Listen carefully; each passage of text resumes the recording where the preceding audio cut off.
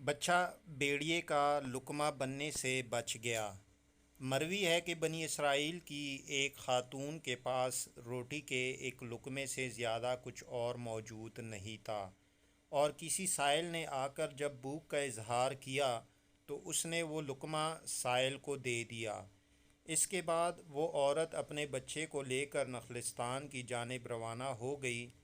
وہاں پہنچ کر اس نے بچے کو ایک طرف لٹا دیا اور خود کام کاج میں لگ گئی۔ اسی اثناء میں ایک بھیڑیا آیا اور بچے کو اپنے منہ میں دبا کر لے جانے لگا۔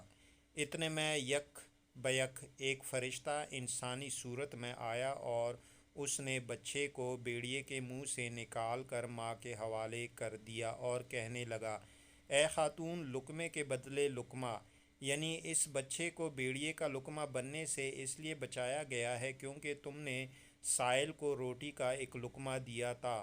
اس روٹی کے ٹکڑے کی برکت سے تمہارا بچہ بھیڑیے کا لقمہ بننے سے بچ گیا ہے اور تمہیں واپس لوٹایا جا رہا ہے۔